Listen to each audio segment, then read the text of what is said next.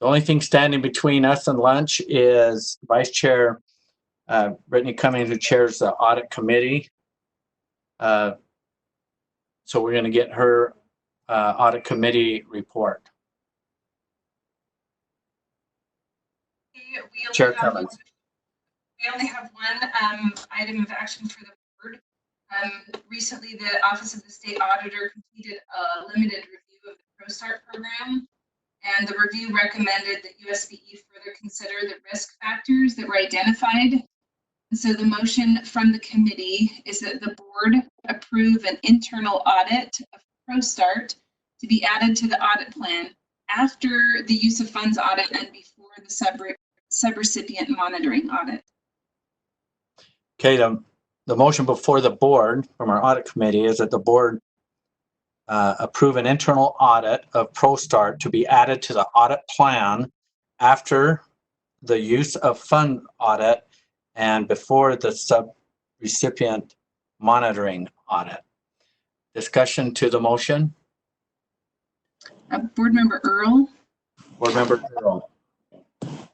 Yes, I did read through the information that was contained here, but can you explain that can you give just a simplified version what that will be? Or someone? Would it be helpful to have Debbie Davis speak? Yes, is Debbie available? Yes, I'm here. Can you hear me? Okay. Debbie Davis, will you please answer Member Earl's question? Yes, so Debbie Davis, Chief Audit Executive for the board. So a few months ago, the State Auditor's Office was asked to look into some questionable practices related to the ProStart program. They looked into it and they have discretion on the type of review they did. It was not a full audit, more a special project. But the conclusion of their review was that there were some high risk things that were happening with the vendor administering the ProStart program, things such as some bizarre financial practices, use of dummy checks, things like that. Our own staff had some concerns as well. So in light of the review that the State Auditor's Office did, a group of us from financial operations, career and technical education, and then internal audit obviously met together to discuss the best way forward in light of the recommendation of the State Auditor's Office.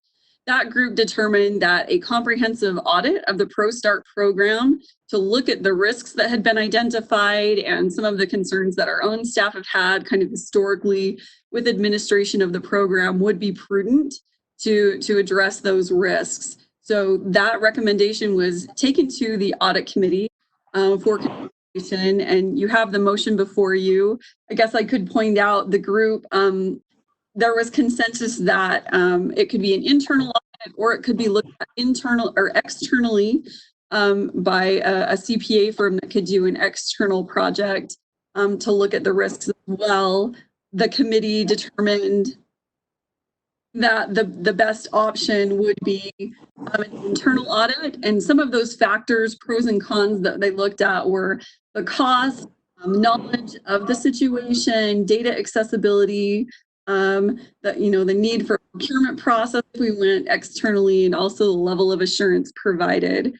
Does that answer your question, Member Earl? Yes, Okay. Yes, that's fine. I just wanted just a little bit more detail on it, and that's adequate. So thank you. Okay.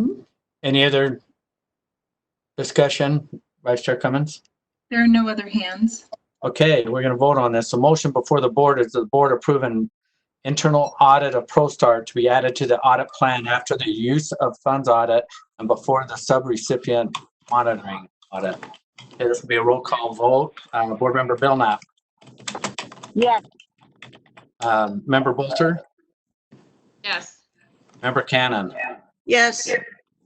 Vice Chair Cummins. Yes. Member Davis. Yes. Member Earl. Yes. Member Gravitt. Yes. Board Member Gravitt. Yes. Thank you. Member Hanson. Yes. Member Haynes. Yes. Member Lear. Yes. Member Marsh, Yes. Member Nielsen. I don't think he got back there. Member Newell, Yes. Member Thorpe, Yes. and Member Huntsman's a yes. The voting is unanimous. Thank you, Chair Cummins, for the audit report. We're going to go to our lunch break right now, and we want to be right back on line at 12:30.